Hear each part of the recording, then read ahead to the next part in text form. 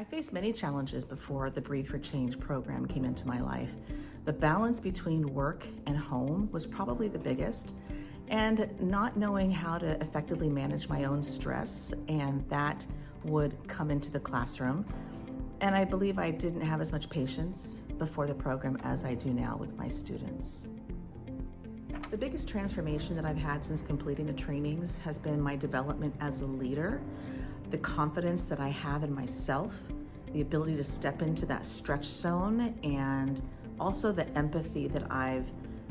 grown to really embrace for my students and for others. And social emotional learning is so important, but now I had the training and the data to back it up so that I could teach that to others.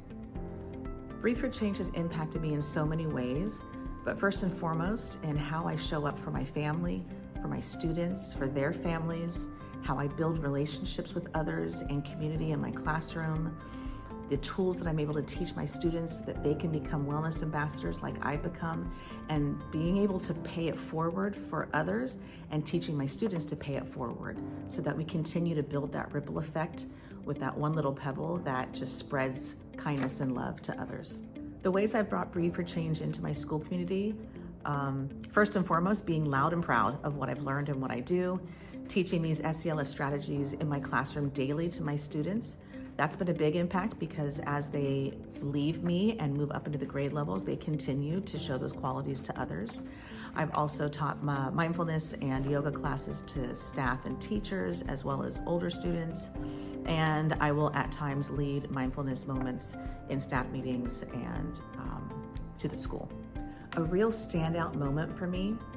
was getting the confirmation of something that I've suspected all along, that if students don't feel safe, secure, and loved in the classroom, the instruction that we teach them is much harder to land for them. And during my master's practicum, I was able to really gather data on how a simple social emotional circle in the morning created that safe environment so that they can learn. Be open and reflective, do the self-work that they will guide you to do, absorb all the goodness that this program has to offer, implement the strategies that you learn so that you can adjust them to work for whoever's in front of you, but above all, breathe and lead with love.